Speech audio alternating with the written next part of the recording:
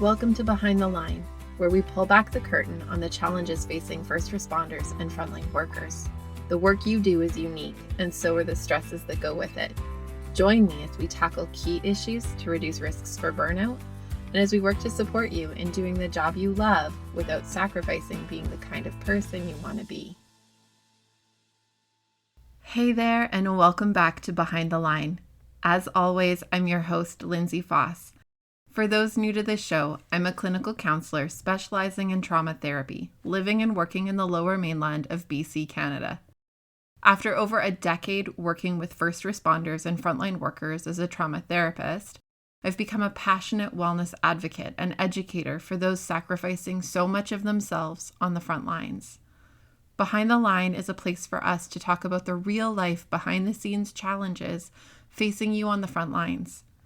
I created this podcast with the hope of bringing easy access to skills for wellness, allowing you to find greater sustainability both on the job and off.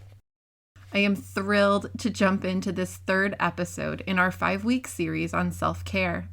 If this is your first time listening, you may want to go back to episode 10 where this series begins. So far, we've covered what self-care isn't, busting many of the myths surrounding self-care, and setting up the science around why we should care about self-care at all. We have also talked about creating an intentional blueprint for self-care, building a plan that includes a solid framework that allows our plan to meet our needs in a comprehensive way. Today, we're talking about making our self-care plan personal, intentionally interacting with who we are, what fits for us, and our needs to get the most bang for our buck. Last week, I used the metaphor of building a house.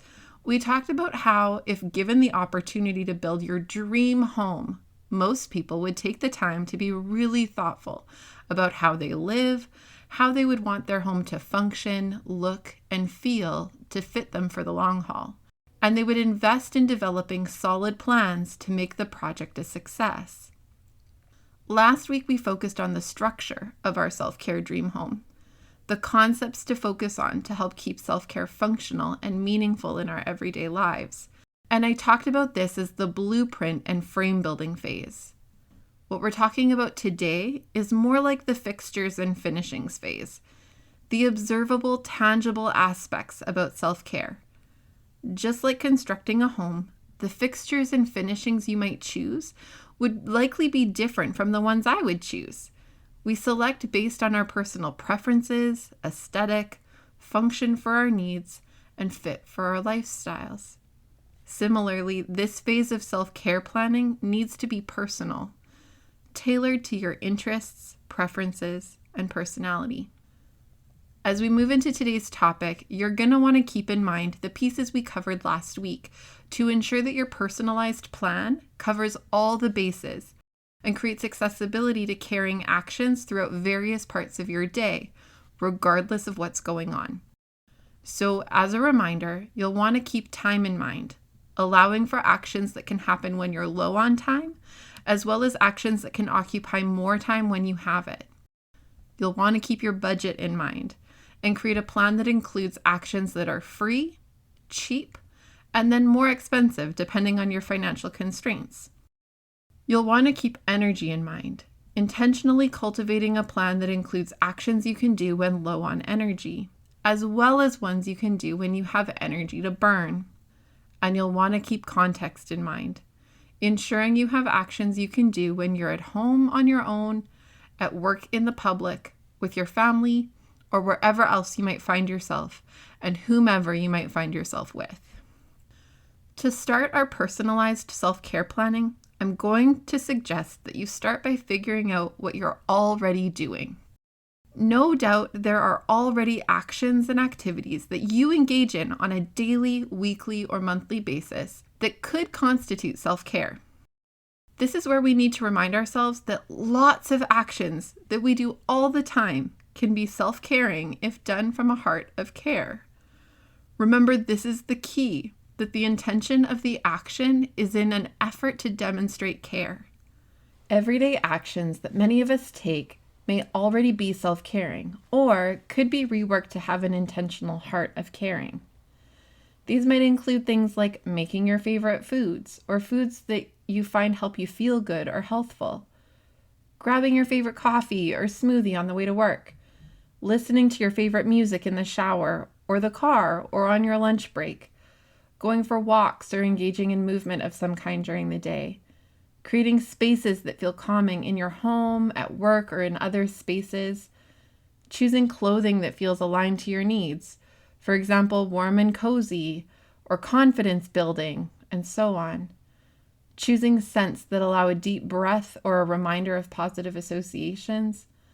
The list can go on and on. I've shared about some of my favorites, like the scent of my shampoo being selected to remind me of sipping a pina colada on a beach in a hammock with waves lapping on the shore, or my favorite coffee to kick off my day. As you walk through the next few days of your life, I want you to take an inventory. Notice the actions you do every day and list out the ones that you're already using strategically as part of your self-care. Then get curious about how you might be able to change your mindset for some of the other activities that could be more self-caring, but need you to shift the heart with which you're approaching it. Like anchoring into how good the crisp air feels while you're out for a walk with the dog, instead of begrudging the dog for needing so many walks and resenting your family for ditching you with the responsibility for it. Finally, notice the activities you do every day that may not be self-caring, but could have something added to them to make them carry a bit more bang for their buck. My best example of this is adding listening to your favorite music to your commute, or one of my favorite hacks, getting a car diffuser and finding an essential oil combo that lets your car ride feel like a space for relaxing breaths. And yes, I'll post my awesome car diffuser and some of my other favorite scents in the show notes for those wanting to try this one out. Once you've inventoried what you're already doing well as noting what you already do that could be creatively tweaked to get you more self-care mileage, next, I want you to focus in on the shit that needs to happen. This is the stuff we talked about last week as the stuff you need but doesn't necessarily feel good. This will be things like doctor's visits, dentist appointments, haircuts, taking your medication regularly, and generally prioritizing your health and wellness through things like nutrition, drinking enough water, taking your vitamins or supplements, getting enough sleep, and moving your body. I get that these are not the fun things we think of when we imagine self-care, but they are really necessary. Keep it in context. Self-care is intended to treat ourselves the way we would treat others in an effort to show ourselves value and allow our brains to have what they need to stand a fighting chance against the stress and burnout conditions we face on a daily basis. Just like you would with a child you love, you would do the fun stuff, the loving and nurturing stuff, but you would also make them eat their veggies and brush their teeth. You would limit their screen time and make them go to bed by a decent hour. As you build your plan, include in whatever personalized health and hygiene needs might be specific to you. You may have specialist appointments, counseling appointments, specific exercises to rehab injuries, and so on that you'll want to include in this part of your plan. Okay, now that we're past the basic parts of your self-care plan, we get to move into the fun stuff. To make your self-care plan personal, a great question to ask yourself is, what do I like? Seems a bit obvious, right? But while it's a great question to ask, it also tends to be a lot harder to answer than many might expect, particularly for adults who have spent much of their lives focused on serving the needs and interests of others. I often have clients who blank stare at me when I ask them what they like, and after a few awkward moments, they'll laugh nervously and say something like, I should know this, shouldn't I? The reality is that we tend to defer from ourselves to make sure everyone else is doing okay, everyone else's needs are met, and we leave ourselves on the back burner for so long that we can actually lose touch with what we like, enjoy, or find meaningful. Even more complicated, we can do this for so long and to such an extreme that even when we are doing something we might enjoy, we don't feel connected to actually feeling the enjoyment of it. If this is where you're at, don't panic, we'll get there. It just might take a beat. What I can tell you is that you are about to embark on an adventure. The challenge being put to you is to take on the hat of a researcher scientist, or an explorer adventurer, or some combination if that sounds really cool and enticing to you and gets you motivated to try some things out. Creating a personalized self-care plan is going to require that you experiment a bit. Try on some different things and see what fits. Be curious about activities that you may have never thought to consider before, and be willing to venture into them with an open mind and a willingness to learn what you like, what you don't, and what lives in between. If you're struggling to imagine where to even start, I have a few suggestions for you to help you get your brainstorming juices flowing. Suggestion number 1, let's go back, way back, and remember things you used to enjoy when you were a kid or a young person, when you were uninhibited and fully focused on finding joy. What did you gravitate towards? These are often things that our hearts continue to feel connected to, even when we're grown up and stuffy. When I think back, I used to love planning things. Whether it was hatching a plan to spy on our parents while they did intriguing things like fix the car, or planning how we could build a ramp to jump the huge mud puddle in the back alley of our neighborhood, I loved thinking strategically, solving problems, and navigating challenges. I also loved swinging, and I loved dancing, and was a highly competitive dancer for most of my young life. As an adult, looking back on these aspects of me and what I genuinely enjoyed when I was little, I find this to be a great roadmap to start from. I take my kids to the park often, and while they're running around playing tag or climbing things or riding their bikes in circles, you will find me on the swings every time. I've taken dance classes throughout my adult life just to stay connected to this thing that brings out a side of me that feels familiar and wonderful. And my family knows Mommy will bust a move at a moment's notice. I hatch plans. This has shown up in my work in really big ways, but I'm also the first to help my kids strategize a Nerf gun attack against their dad, or map out a plan to help them build the most amazing racetrack or train track you can imagine. If you think back to when you were a kid, what was it that you did a lot of or found yourself really enjoying? Were you an avid reader? Did you love sports? Were you imaginative or artistic? Take some time to reflect and see if you can come up with some ways that your adult body can give your child heart a blast from the past once in a while. I promise, these ones feel great, except when we realize our bodies don't bend like they used to, but find ways to adapt what you once loved to be possible for your grown-up self. Also, you don't have to be good at the things. You just have to enjoy them. So if you were artistic as a kid, but you haven't improved since you were 6, who cares? Go get a grown-up coloring book and some pencil crayons and color your heart out. No one's checking to see if you're coloring in the lines. Suggestion number 2, take a look around and notice what other people seem to enjoy. People come from all different walks of life and have such unique and diverse lived experiences. I grew up in a middle-class family that lived in Calgary for a good part of my early life. I'm the eldest of 3 girls, and our parents worked hard to offer us a wonderfully average life. We went to dance classes where I excelled, but my sisters weren't as into it, so they tried soccer and softball. We went to school, we had our activities, we did our homework and chores. It was lovely. But I remember moments of meeting kids who had totally different experiences from mine. Like a good friend whose parents were archaeologists.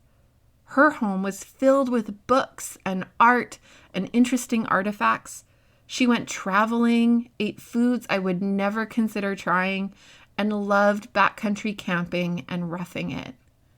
I thought she was weird, although I totally adored her.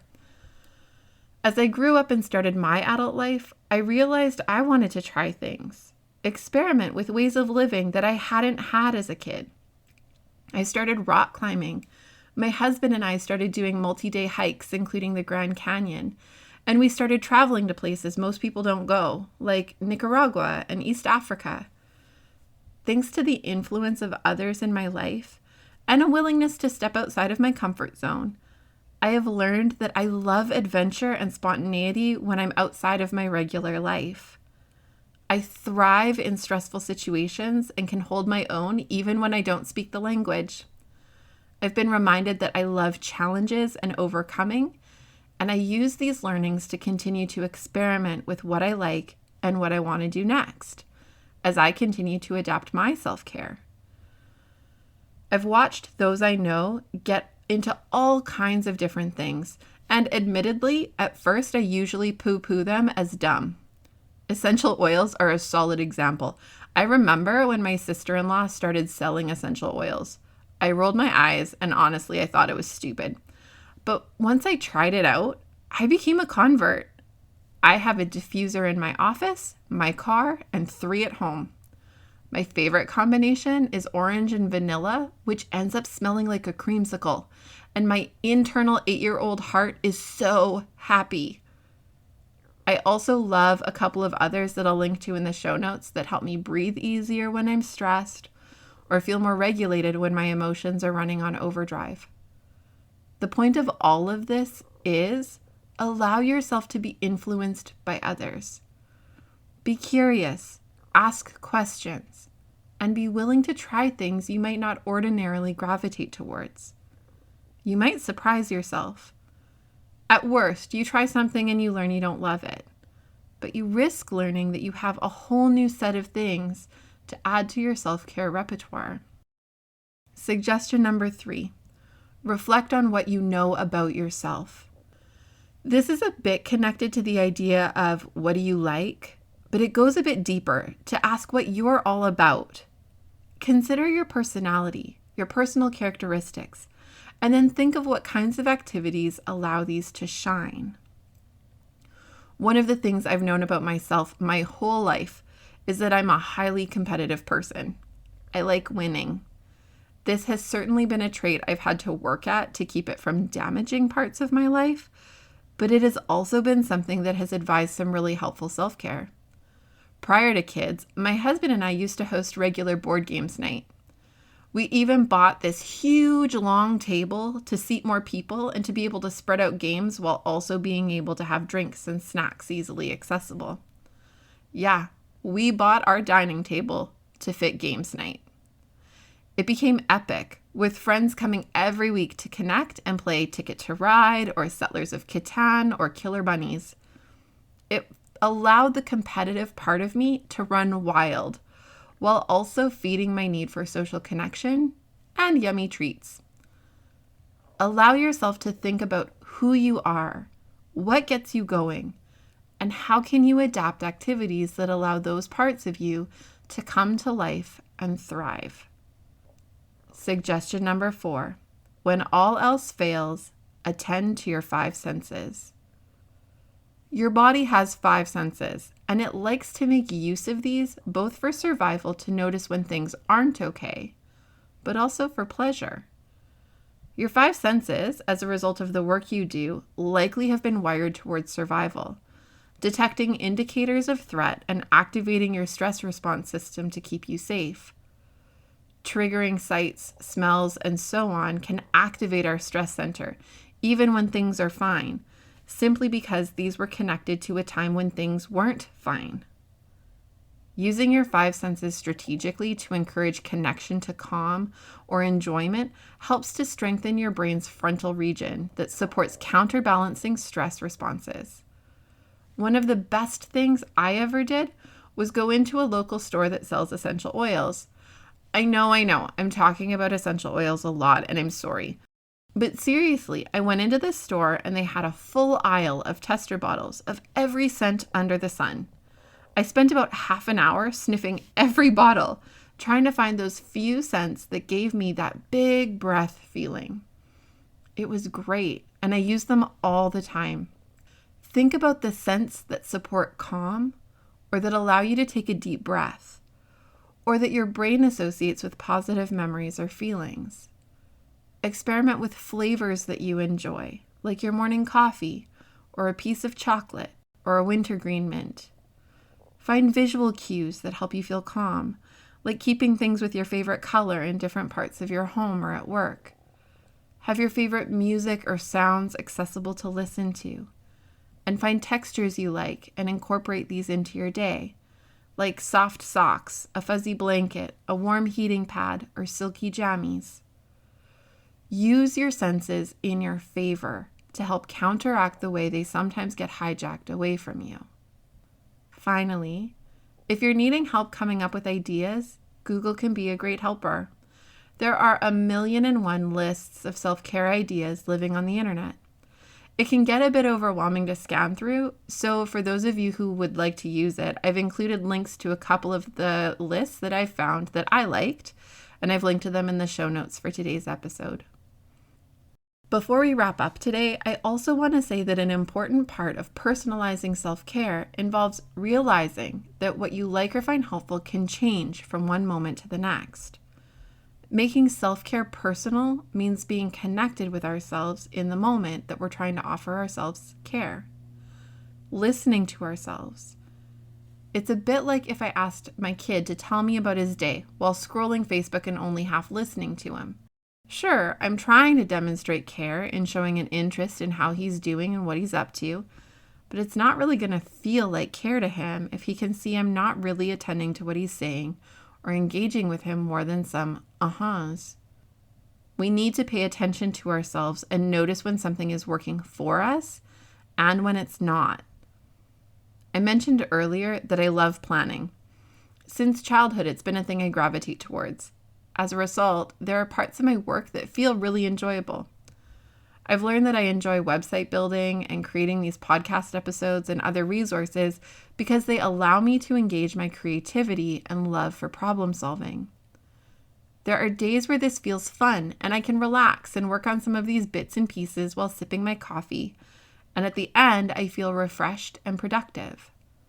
But there are other times when it doesn't feel like self-care. I'll notice that while I'm doing it, my heart rate increases and my muscle tension's higher, and that these are the times when it's more like work. I've learned to notice which is which, and how to time when I use them. Sometimes you really just do have to do the work even though it doesn't feel great. But I've learned to notice that if what I'm needing is to add in some self-care, and this is a time where this kind of thing feels like work, I might need to change gears and use a different self-care strategy and leave the work for another time. At the end of the day, stay focused on the goal. Self-care is about valuing you. It's about being connected with you and prioritizing your needs to help restore you sufficiently to allow you to continue showing up for others in the way you choose to. I hope that this has helped to kick off some brainstorming for you. Parts of what we talked about today are the pieces we'll be diving into a bit deeper during the Self-Care Dare 5-day challenge for first responders and frontline workers. So if you want extra resources to help take what you're mulling today and turn it into a legitimate plan, I hope you'll consider registering for the challenge. The link for the registration page will be in the show notes as well. As always, I hope you'll share this with your friends and coworkers to support frontline wellness on a wide scale. Take care of yourselves. And until next time, stay safe.